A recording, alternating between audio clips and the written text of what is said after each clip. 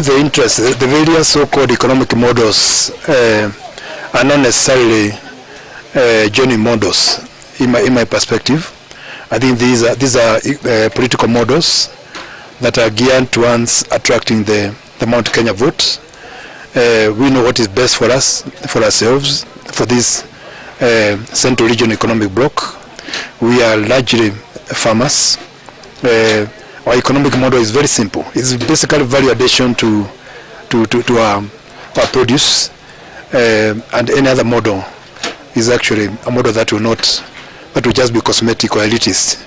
We are looking for very, very realistic, down-to-earth models where our potatoes, our milk, our coffee, our tea are able to compete in the international market and local market and regional markets, and our farmers are able to get value for money and also put money in their pockets. The elimination of the middlemen, negative middlemen who have continued to exploit our farmers. These are the issues that concern us. The value addition to milk, the stoppage of importation of milks and other products from neighboring countries who import products and pack them in their countries and bring them into this country, both sugar and other products that we have seen flooding this market, including milk. So our model is basically that.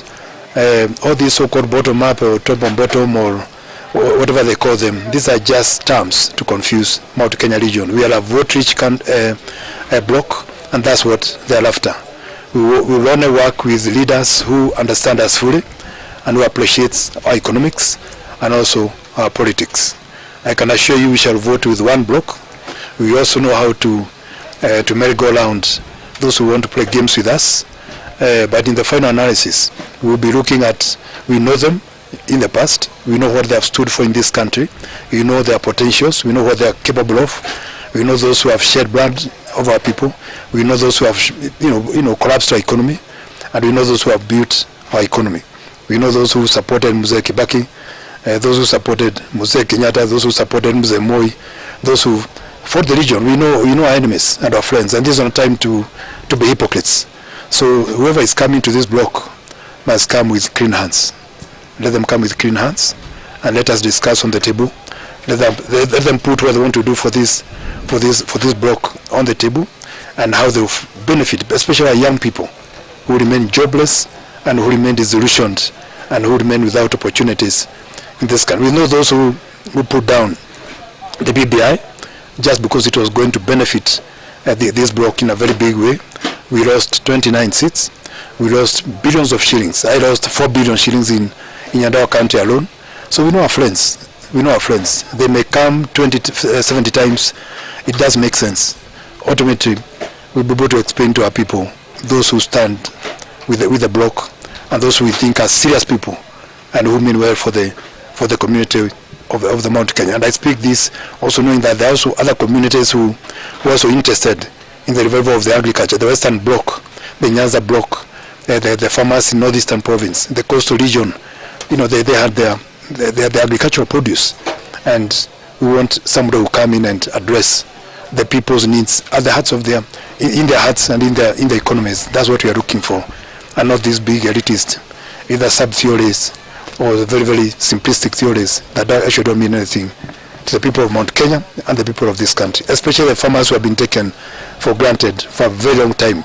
BBI trying to fix agriculture, putting in some percentage in the GDP to benefit our farmers, to benefit our youth, to benefit the counties, push the money to the counties so that we can be able to revitalize agriculture. And we know the enemies who fought those initiatives.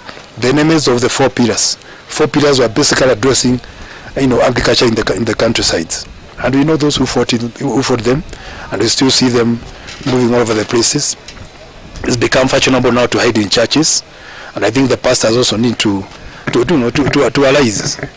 arise and shine. Let the light of shine, the light of Christ shine in our churches, and not use puppets. They should not allow puppets to be utilized by politicians to literally sacrilege. Introduce sacrilege in churches. Let people come to churches to worship, and let politicians speak outside the churches, so that we separate religion from politics, and we have every sector playing its rightful role in this country.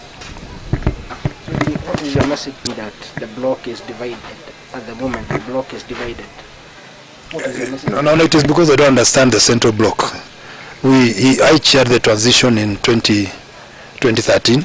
We had the same multi-failures, very, very multifaceted politics, in the central bloc. But in the final analysis, we voted as one bloc. And I can assure you, next time, next year, or whichever time the elections come, we will vote as one bloc, as a bloc, because we must be in government, and we must continue to play history. We must be makers of history, economic history, and political history, and social history of this country. So we will not be bystanders. We will not be watching history made. We will be part and parcel of making the government, of making history, of making civilization and progress in this country. We stand for democracy. We stand for the rule of law, and I can assure you, this is not going to be. It's not going to be business as usual. We also been taken for granted for a long time. We contribute almost 40% of the GDP, but the returns to the bloc is insignificant. I think that must change as we move on. But even then, as governors in the COG, governors of the same, those of us who share the same ideology, it is not the end of the story. We will still be pushing the BBI through the parliamentary angle, so that those issues that do not require the constitutional amendment or a referendum can still be tackled through the parliament. The increase from 15% to 35% does not require a referendum.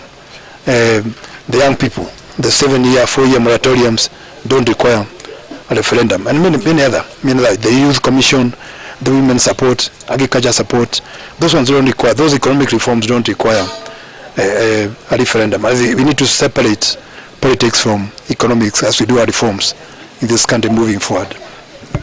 So on